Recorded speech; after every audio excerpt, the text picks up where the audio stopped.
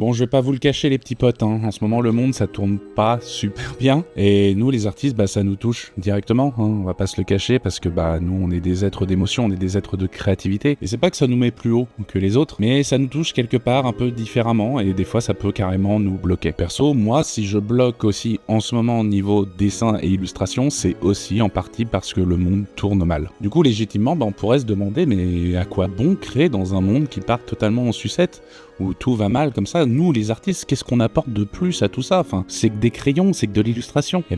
en fait, tout bêtement, c'est plus important qu'on le pense. L'art et la créativité en général sont des actes plus que légitimes en temps de crise, parce que ça nous permet déjà de vider nos émotions, qu'elles soient positives ou négatives, ça nous permet de partager notre manière de comprendre le monde, mais ça permet aussi tout bêtement de pouvoir sensibiliser à certaines valeurs qui nous sont importantes et de créer du débat, mais aussi tout bêtement, ça nous permet de créer des petites bulles d'air créatives qui font du bien un peu autour de nous. Donc là, vous l'aurez compris, c'est plus qu'important, en ces temps difficiles où la manière dont le monde va part totalement en sucette, parce que ça fait du bien. Et ça, je l'ai compris aussi durant ma quête pour retomber amoureux de mon craft, c'est qu'il va bien falloir accepter la manière dont tourne le monde pour pouvoir créer quoi qu'il arrive. Parce qu'on sait pas, ça peut peut-être empirer ou alors ça peut s'améliorer, mais quoi qu'il arrive, il va bien falloir que je garde ma posture professionnelle, ma posture créative pour garder le crayon en main et continuer à partager mes émotions. Mais aussi pour celles et ceux qui viendront après, qui auront besoin d'un bon bol d'air frais créatif qui fera du bien par les temps qui courent. Tout ça, j'ai donc décidé d'en faire un épisode à part entière sur âme d'artiste où je partage ces questionnements sur à quoi bon créer quand le monde part en sucette et aussi essayer de poser des premières pistes, des premiers débats possibles pour essayer de trouver une solution pour garder le crayon en main comme je le disais et essayer de continuer de garder une posture créative et professionnelle. C'est disponible partout, même sur la plateforme au logo rouge de vidéo, et si ça vous intéresse, écoutez, n'hésitez pas à vous abonner, à suivre le podcast et aussi à le partager autour de vous parce que c'est ce qui fait que le podcast continue à grandir et à devenir famous. Mais aussi moi ça me fait plaisir parce que ça veut dire que ce que je raconte n'est pas juste une bouteille à la mer mais résonne aussi en vous, et je trouve que en ce moment on a vraiment besoin de choses qui résonnent, de choses qui nous font dire qu'on n'est pas tout seul face à cette crise, et je pense que mon média âme d'artiste peut grandement aider à ça, donc du soutien ça peut toujours faire plaisir. Donc voilà, c'est disponible partout, on va parler du monde qui part en sucette, j'espère que ça va pas être trop déprimant, le but est justement d'ouvrir un peu l'esprit sur tout ça, du fait qu'on est des êtres émotionnels de créativité, mais aussi de trouver des pistes pour garder le crayon en main. Allez, courage pour la suite de l'aventure du monde qui va vers l'apocalypse, mais espérons pas trop tôt, et puis prenez soin de vous.